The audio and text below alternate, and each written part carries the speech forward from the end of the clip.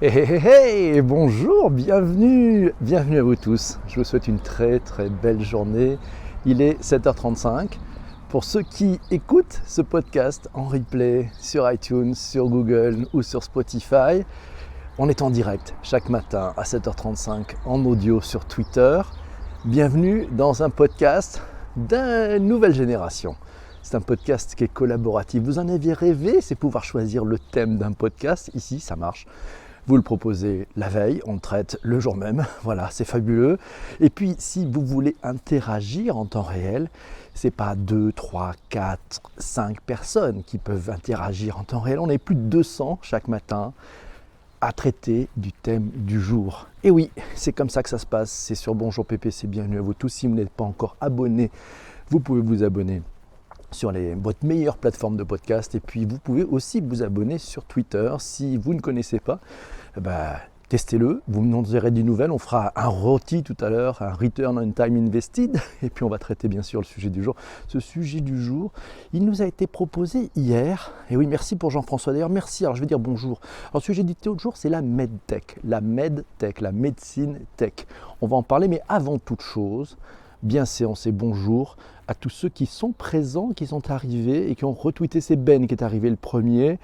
Massio est là, bonjour Patrick, bonjour à Jean-François, bonjour à Odoun Crépin, bonjour, salut, vous êtes là. Salut, Fadila est là, bonjour. Il y a Yann aussi qui est là. Vous êtes tous arrivés. Il y a Max qui est là, bonjour Max. Live 660 est là. Merci à tous ceux qui ont invité leurs abonnés. Vous pouvez retweeter. Bonjour à Carole, qui j'oublie. Il y a Humanao qui est là, bonjour à toi.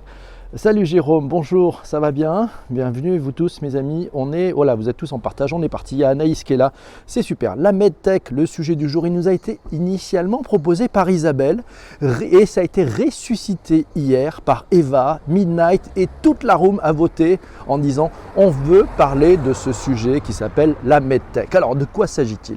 Je suis allé faire un petit tour sur le site de Welcome to the Jungle. Selon ce site, la medtech désigne toutes les technologies utilisées pour soigner, sauver ou améliorer la vie des patients souffrant de pathologies de toutes sortes.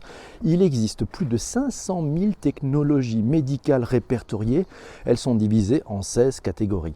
La medtech désigne tout aussi bien des outils très simples comme les seringues, les pansements, les fauteuils roulants, les tests de grossesse, les prothèses auditives ou orthopédiques, ou d'autres beaucoup plus perfectionnés comme les IRM, les respirateurs artificiels, les diagnostics in vitro, les organes artificiels, les robots chirurgiens.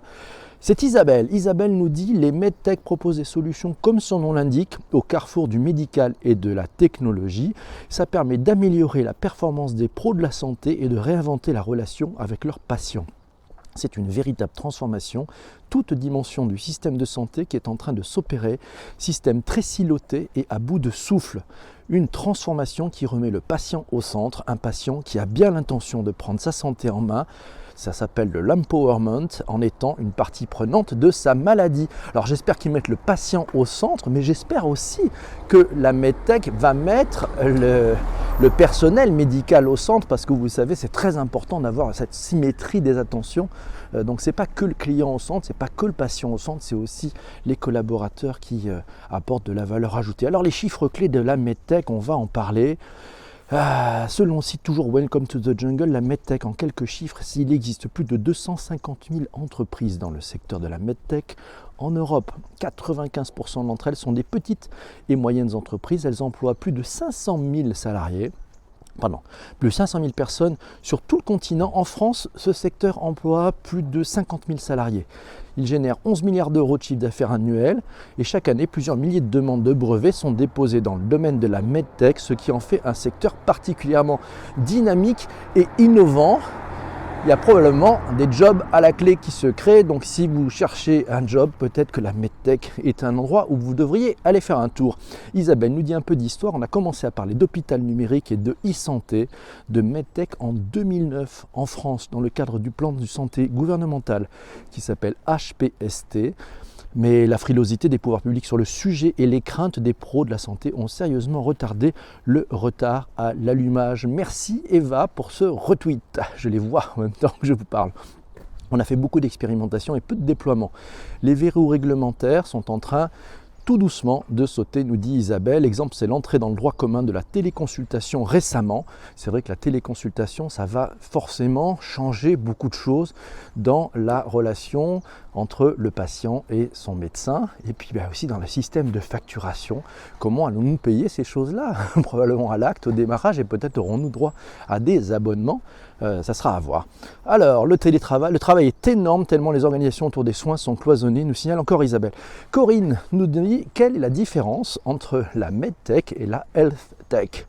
Ah oui, c'est pas mal. Alors, je suis allé voir un tour sur Quora. Sur Quora, la HealthTech, c'est l'analyse ou les systèmes préventifs, voilà, comme par exemple les trackers. Les trackers de santé, comme les outils de planification de régime par exemple. Voilà, ça c'est ça.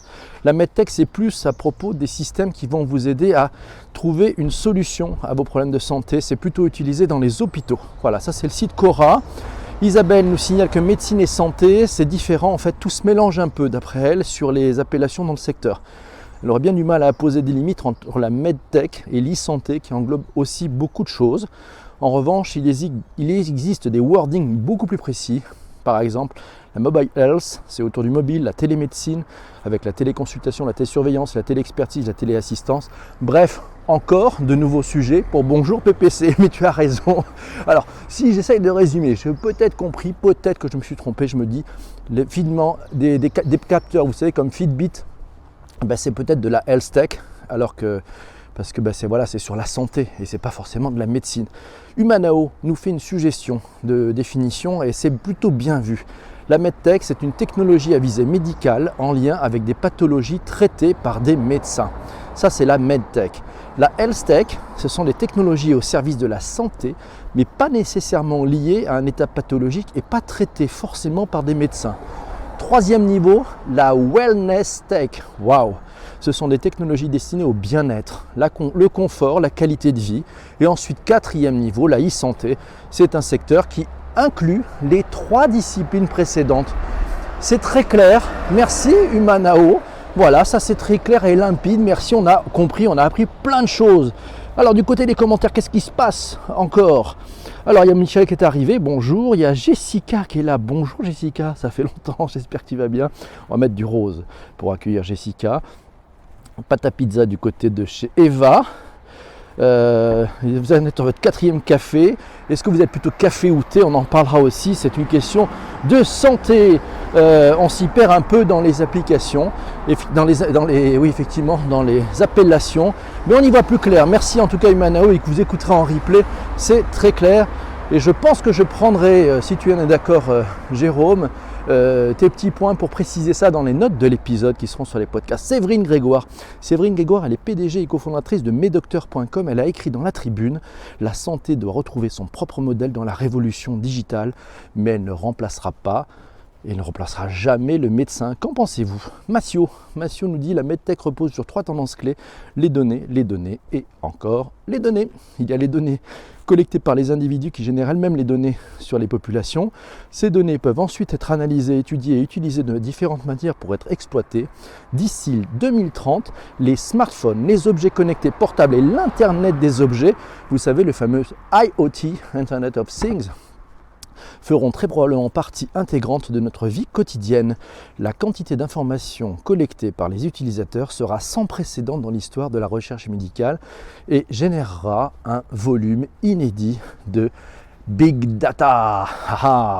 Alors j'ai vu aussi sur le site de French Web, la start-up française Apital, spécialisée dans l'amélioration du quotidien des patients dans les établissements de santé, a bouclé un tour de table de 20 millions d'euros. Sympa. Voilà, cette start-up, c'était hier, elle accompagne les patients tout au long de leur parcours de soins, de la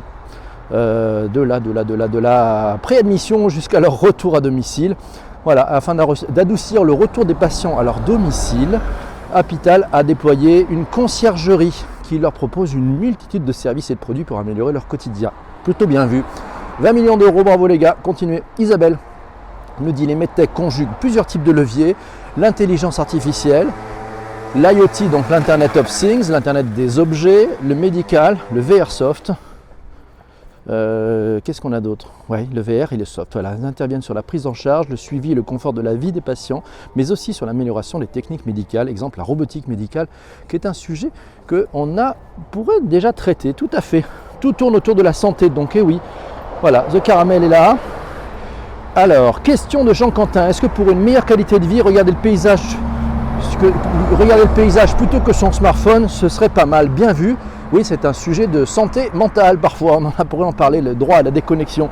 Bonjour Baz Monkey, bonjour à toi. Bienvenue ici. Alors, que pensez-vous du dossier partagé? C'est Max qui nous pose cette question. Qu'est-ce que vous pensez, vous, du dossier partagé? Voilà. Max est un peu sceptique pour sa part. Mettre un dossier comme ça, c'est un peu risqué. Bah écoute, à voir, mais bon, il faudra qu'il y ait effectivement des preuves de technologie. Merci Life, merci beaucoup. Toujours intéressant, il nous dit je dois filer. Bonne journée à toi, merci Life 660, merci beaucoup d'être venu et merci pour tes encouragements et tes super cœurs. Ça va nous permettre de changer les couleurs. Yes. Alors pour à 100%, alors Eva est plutôt pour à 100% ce dossier médical partagé. Alors reprenons un peu les sujets parce qu'il y a plein de matières. Le temps file.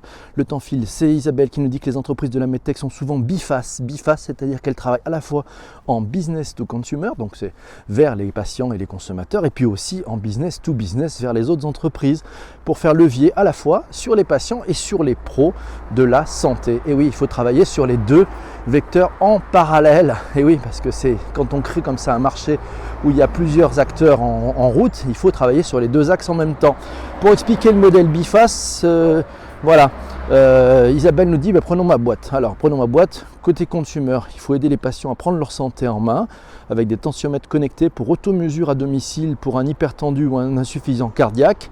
Et puis pour les pros de la santé, c'est faciliter la pratique médicale avec VisioCheck. Alors c'est la première station de télémédecine mobile et connectée au monde de moins de 300 grammes. Isabelle, rappelons-le, travaille chez bewell-connect.com. Voilà, merci Isabelle voilà, ça fait plaisir, on a des professionnels à bord. Voilà, donc on a des personnes qui travaillent et qui connaissent le sujet. Ça, c'est ça qui est bon. Merci beaucoup Isa. Jean-Emmanuel nous dit, est-ce que le marché des médicaments avec toute cette data pourrait évoluer favorablement? Je pense notamment à des utilisations plus ciblées, plus localisées. Cela aiderait également les maladies orphelines. Alors, je n'ai pas forcément la réponse. Alors, qu'est-ce qui se passe? L'Estonie, exemple de dossier... ah oui, c'est Humanao qui nous dit l'Estonie, un exemple de dossier médical partagé. Jean Quentin nous dit, je préfère partager les frais médicaux que le dossier en lui-même. Voilà la bonne idée. Alors, et le biofeedback, le futur du Quantify Cell, c'est dans quoi alors? Je ne sais pas, il va falloir qu'on traite un sujet à part, je pense, Massio, mais c'est vrai que tu as touché du doigt un vrai beau sujet. Alors là, c'est la folie, les voitures, vous savez, c'est ça le sujet quand on fait ça dehors. Elle est belle cette room, il y avait les cours du soir, il y a aujourd'hui le podcast du matin. Merci Jean-François. The Informine est dans la place, coucou Lyon, les Lyonnais sont là, yes, bonjour à toi. Les nanorobots dans les médicaments, Ben, ah oui, alors ça on pourrait en parler, les nanorobots ça pourrait être un vrai beau sujet. Il est 7h48, il nous reste encore 2 minutes pour traiter le sujet et après on va passer aux étapes de proposer le sujet du lendemain. Et oui, alors, Laura nous dit on peut en profiter pour parler du fameux dossier médical partagé, ça rejoint le point de l'interopérabilité cité par Isabelle et ça me semble clé pour la diffusion de masse des usages numériques autour de la santé. Quel intérêt d'être coincé dans un système si un jour on a une pathologie qui requiert un expert branché à une autre plateforme? Alors il y a eu un article paru en juillet, c'était dans l'usine digitale, c'était à propos d'une application qui s'appelle Patient Trust, qui s'appuie sur la technologie de la blockchain. On arrive à la blockchain. La startup Emblema souhaite que les patients partagent leurs données de santé avec les communautés médicales. Peut-être que le dossier médical partagé devrait s'inspirer ou devrait utiliser des logiques de blockchain. Ça pourrait se voir. Patrick nous dit les risques de la medtech, si les fusions entre industrie et tech sont pleines de promesses, il faut toutefois considérer les risques qui peuvent en découler. Les produits qui dépendent fortement des logiciels sont exposés aux cyberattaques, au piratage et aux pannes informatiques. Et oui, ça arrive. Isabelle nous dit un point clé, une conviction, les medtech ne remplaceront pas les médecins. Elles facilitent, accélèrent, optimisent et rapprochent. Continuons. Alors, qu'est-ce que vous en avez pensé? C'est bien? Alors, Massio nous dit c'est l'ensemble des informations du corps humain avec les IoT pour la récupération des métriques. Ah oui, quel gros beau sujet. Là, les nanotechnologies, la data de la santé. Mes amis, on a quelque chose d'assez fort. Alors, c'est Humano qui nous dit allez voir l'Estonie, allez voir Geneviève Champetier. Oui, suivez-la, Violaine Champetier sur Twitter. Vous pourrez comprendre tous ces sujets avec l'Estonie qui est très avancée dans tout ce qui est électronique, à la fois la GovTech mais aussi la e-santé. Ce petit pays nous montre vraiment la voie et teste des choses et ça marche plutôt très bien. Tous Estoniens, nous dit Jean-François, je ne sais pas encore. Alors Benjamin nous signale effectivement, quid du secret médical avec tout ça, il va falloir forcément que cette data soit extrêmement encadrée, extrêmement sécurisée, extrêmement cryptée, parce que c'est de l'intime là, là on rigole pas du tout, c'est de l'intime. Non, j'ai pas dit que c'était Geneviève, j'ai dit que c'était Violaine Champetier, pardon. Merci, je me suis peut-être trompé. Il est 7h50, c'est le moment merveilleux. C'est le moment merveilleux où vous n'hésitez pas d'ailleurs. Si vous venez d'arriver, vous pouvez partager, vous pouvez retweeter, vous pouvez vous abonner, vous pouvez faire plein de choses. Mais vous devez aussi, et parce que c'est le but du jeu, proposer le sujet du prochain podcast. Et oui, aujourd'hui on est vendredi, le prochain c'est lundi, donc il va falloir qu'on bosse tout le week-end pour vous préparer ce podcast collaboratif, interactif, conversationnel, enfin bref, comme on l'aime quoi, ce podcast hyper frais, de l'ultra frais, c'est pas du surgelé de la radio. Alors on y va, il va falloir les sujets, ça y est, ça tombe. Les SDG, les Sustainable Development Goals, ça c'est pas mal ça. Bon, alors on a l'employee advocacy pour lundi. Ah, l'employee advocacy, moi j'aime bien ce sujet. L'employé advocacy. On voit qu'il y a un marché qui est en train de se développer. Le concept, en fait, il est très simple, c'est de se dire, et si les collaborateurs étaient plus engagés, est-ce que c'est ces collaborateurs qui permettraient effectivement de faire rayonner plus largement ce que fait l'entreprise? Vrai beau sujet. Alors, ok pour SDG, Sustainable SDG, nous dit Massio, on a un temps dingue, on a trouvé le sujet, je crois que c'est parti. Alors, qu'est-ce qu'on avait en stock histoire de challenger un tout petit peu notre ami Jean-François? Alors, on avait les imprimantes 4D, on avait le quantum computing, on avait le mind mapping. Tiens, ça sera intéressant de faire un podcast sur le mind mapping. C'est un truc hyper visuel, je pense qu'on va vraiment s'amuser. Les nouvelles interfaces, la pollution numérique, la religion et le digital. Il y avait un sujet rigolo, c'était la porn food proposée par Oiseau Web, la VR qui était proposée par Guillaume, le free floating, le miracle morning. Qu'est-ce qu'il y a d'autre? Ah oui, Digital Love ou la sextech. Non, la sextech, bon, ça prend un lundi matin, ça fait un peu chaud quand même. Les noobs en technologie, si j'ai Jean-Quentin, pourquoi pas. Je ne peux pas choisir, trop technique pour moi. Ah voilà, le journaliste et le live. Vu avec les événements actuels, le nombre de lives explose. Oui, c'est vrai, c'est pas faux. On pourrait parler du live aussi. Mais je pense que c'est SDG qui l'emporte. Les robots en technologie, les noobs en technologie, non, l'avenir de l'entreprise. Le biofeedback. Ah oui, le biofeedback. On va le mettre, je vais le rajouter dans la liste, le biofeedback. Bonjour. Alors, on va rajouter effectivement dans un thème possible le biofeedback. Ça, c'est notre ami Patrick qui nous a proposé ça. Feedback. Je note, par Patrick. Voilà. Donc vous pouvez voter pour le sujet, puis sinon on va faire le rôti. Je pense qu'on a trouvé, je pense qu'à mon avis c'est notre ami Jean-François qui a gagné aujourd'hui. Il nous a proposé le thème de ce prochain épisode. Alors ça s'appelle le SDG, c'est les Sustainable Development Goals. Waouh! Avec ce truc là, à mon avis, il va se passer quelque chose. C'est-à-dire que ce sont les objectifs de développement soutenable, de développement durable. Et oui, ça, c'est très riche, c'est très très riche. Je pense que on va commencer à gratter derrière cet acronyme, on va trouver des choses très intelligentes. Voilà, merci beaucoup Jean-François. En tout cas, j'étais ravi qu'on traite le sujet de la medtech. Je ne sais pas si vous avez remarqué, mais toute cette semaine, on a traité vraiment tous ensemble des sujets totalement d'actualité. Et je suis comme Jean-François, j'adore ça. Parce que ça veut dire qu'on est complètement dans le match et on le fait tous ensemble. Et donc normalement sur ces sujets d'actualité, si vous écoutez, si vous participez régulièrement à Bonjour PPC, vous allez voir, vous allez pouvoir scotcher vos amis parce que vous êtes au courant et vous avez déjà des points de vue beaucoup plus riches que ce qu'on peut lire dans la presse parce que vous avez les points de vue du collectif qui chaque matin participe à Bonjour PPC. Et ça, j'avoue que c'est une petite richesse, une vraie pépite. Donc on est parti. Alors, on est sur SDG. SDG, ouais, SDG, on y va pour SDG, c'est le challenge. Hein. Sustainable Development Goals, voilà, waouh, ça c'est pas mal. Sustainable. C'est le time pour un rôti, mais oui, c'est l'heure du rôti, vous le savez. Il est 55, hein, donc il nous reste 3 minutes. C'est le moment important, c'est le moment de vérité, c'est le rôti, le return on time invested, c'est votre retour sur votre temps passé. Si vous estimez avoir perdu du temps lors de cet épisode, lors de ce collectif, lors de ce collaboratif, vous mettez 1 en disant je ne reviendrai plus jamais, c'est une catastrophe, quelle horreur, je me suis perdu. Ou sinon, si vous avez trouvé ça très intéressant, vous avez envie de revenir lundi, vous avez envie de revenir et de proposer un thème, vous avez envie de partager, de collaborer, d'amener votre pierre à l'édifice, vous pouvez mettre 5. On y va pour le rôti, c'est parti. Alors, Humanao nous met 5, Eva 5, Michel 5, Benjamin nous met 5.0, yes, merci, 5 pour Yann, merci. 5 sur un sujet très technique. Oui, alors je voulais remercier vraiment tous les contributeurs, je voulais remercier Isabelle qui nous a vraiment beaucoup aidé, je voulais remercier Laura, je voulais remercier Massio, je voulais remercier Corinne, je voulais remercier Humanao qui nous a donné la super définition de comment segmenter entre MedTech, HealthTech, Wellness et e-santé. Enfin, on a une vision très claire, j'y serais pas arrivé tout seul, ça c'est plutôt pas mal. On va bloquer quelques trolls. Il y a des trolls ce matin, que se passe-t-il? Un jour, nous ferons un sujet sur le troll. Le troll, cet être étrange venu de nulle part. Oui, j'ai failli me faire écraser par une voiture, ça c'est quand même fou.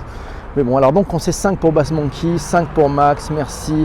On est pas mal. Donc Humano nous a mis 5, Patrick nous a mis 5, merci. Effectivement, c'est le thème. Alors voilà. Je suis ravi, mes amis, aujourd'hui nous fêtions le 51e épisode de Bonjour PPC. Ça fait 51 podcasts que l'on réalise tous ensemble. Ça est une belle énergie, c'est une belle aventure. Il y aura des hauts, il y aura des bas, on va continuer. On est en route pour aller jusqu'au 100e épisode au moins, on verra bien. Merci Yann, oui c'est vrai que c'était un beau développement de sujet, c'était pas évident. Bon vol à lundi et écoutez, oui, je vous souhaite un magnifique week-end. Si vous n'êtes pas encore abonné, n'hésitez pas à suivre ce Bonjour PPC et on se retrouvera très très vite dans vos oreilles sur la balade de diffusion, sur les grandes plateformes, voilà. Mais là c'était formidable, c'est-à-dire que le contenu, on le fait tous ensemble et c'est ça que j'adore. Merci à nos 2 chefs de cabine parce qu'aujourd'hui pour ce 51e épisode, on n'a pas hésité sur les moyens. On a 2 chefs de cabine, on a Eva et on a Jean-François qui nous disent les gars, PNC à vos postes, vérifiez vos vis-à-vis, désarmement des toboggans. C'est la fin du Bonjour PPC. Bon week-end à tous. N'hésitez pas à préparer le sujet du Sustainable Development Goals. Vous pouvez m'envoyer pendant tout le week-end, dès aujourd'hui, dès maintenant et tout le week-end, en message privé sur Twitter, @ppc, vos éléments, vos commentaires, les interrogations que vous amène ce sujet. On va essayer de le traiter comme d'habitude pour vous donner les clés de compréhension de sujets qui sont des sujets réellement d'actualité. Ça va parler de management et puis ça va parler aussi de développement durable dès lundi. Voilà, beau sujet. Merci Jean-François de nous avoir proposé ce sujet qui, je n'en doute pas, sera une petite pépite. Je vous embrasse tous, passez un excellent week-end, profitez des vôtres, débranchez les portables, passez plus de temps à écouter, à regarder, à partager, à bien manger. Et voilà, avec un abus d'alcool qui est dangereux pour la santé, donc soyez avec modération. Je vous souhaite une belle journée, je vous embrasse, ciao.